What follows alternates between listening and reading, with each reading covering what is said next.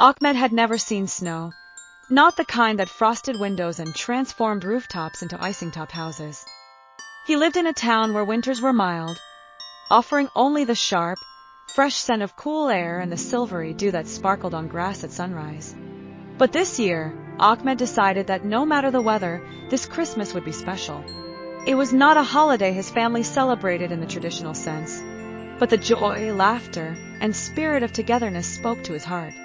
And Ahmed loved to see people happy, with a twinkle in his deep brown eyes.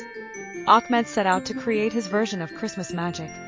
He had spent weeks saving small coins, finding work wherever a helping hand was needed, carrying groceries for elderly neighbors, sweeping the narrow lanes by his school, even polishing the brass lamp outside Mr. Patel's corner shop. With his earnings bundled in his pocket, Ahmed ventured into the local market, its stalls brimming with golden lights and spicy, sweet scents of cinnamon and clove. He bought simple things: bright paper, a small tin of paint, and strings of colorful beads.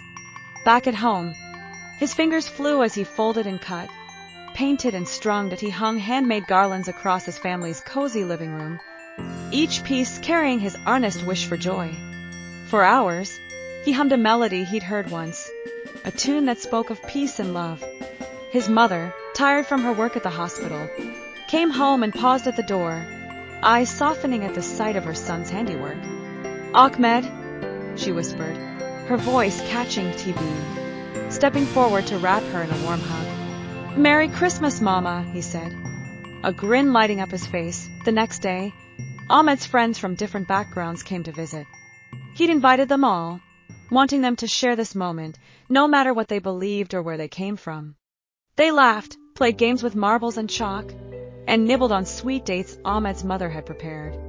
As evening fell, they sat on the rug under the soft glow of Ahmed's handmade lanterns, sharing stories of their dreams and hopes.